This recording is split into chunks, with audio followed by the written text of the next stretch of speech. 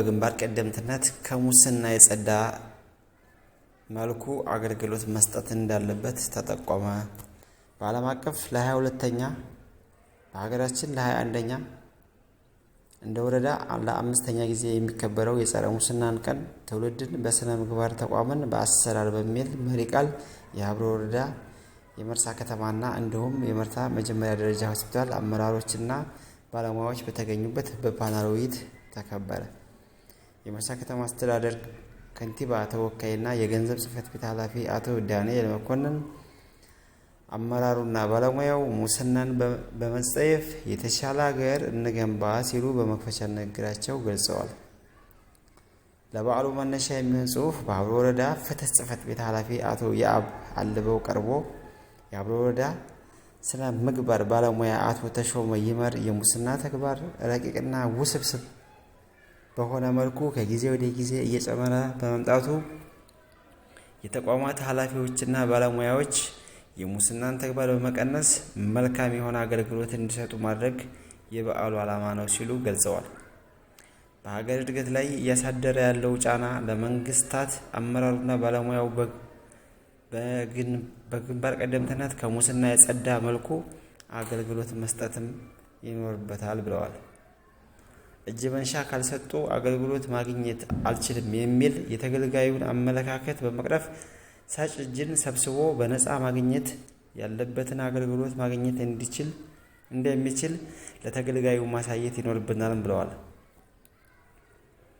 ለሀገር እድገት ማነቆ የሆነው ሙስናን ከስሩ ለመንቀል የሁሉም ህብረተሰብ ተሳትፎ ካልተጨመረበት ውጤታማነቱ አዝጋሚ መሆኑን ገልጸው የሙስናን ትግል ከዳር ለማድረስ የሁሉም አካል ርብርብ እንደሚጠይቅ ባለሙያው ጠቁመዋል።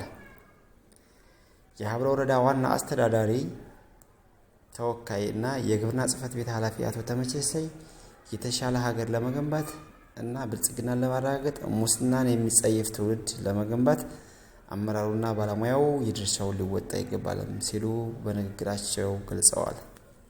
ትውልድን በስነ ምግባር ተቋምን በአሰራር በሚል መሪ ቃል የጸረ ሙስና የንቅናቄ በዓል በልዩ ሁነቶች እየተከበረ ነው። በሰሜን ወሎ ዞን የሀብሮ ወረዳ አስተዳደር በዓለም አቀፍ ደረጃ ለ22ኛ ጊዜ በሀገራችን ደረጃ ለ21ኛ ጊዜ በወረዳችን ለ5ኛ ጊዜ የጸረ ሙስናን ቀን ትውልድን በስነ ምግባር ተቋምን በአሰራር በሚል መሪ ሀሳብ በተለያዩ ዝግጅቶች በአማረና በደመቀ መልኩ በትምህርት ቤቶች በወረዳና በከተሞች የተከበረ ይገኛል። በዛሬው ዕለት በዓሉ በሀብሮ ወረዳ አመራሮችና በመርሳ ከተማ አመራሮች መካከል በእግር ኳስና በመረብ ኳስ ውድድሮች ደምቆ ውሏል። በተካሄደው የመረብና የእግር ኳስ ጨዋታዎች የሀብሮ ወረዳ አመራሮች ቡድን በሁሉም አሸንፈዋል። በሌላ በኩል ሰሞኑን በተለያዩ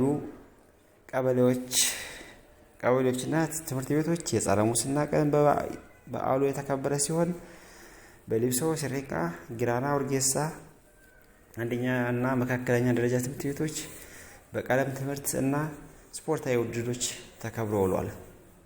የጸረ ሙስናን ቀን በዓሉ በተከበረባቸው ሁነቶች ስለ ሙስና አስከፊነትና በጸረ ሙስና ትግሉ ያሉ ማነቆዎችና ሀሳቦች ላይ ለታዳጊው በቂ የግንዛቤ ፈጠራ ስራዎች ተሰርተዋል። ልዩ መልእክቶችም ተላልፈዋል።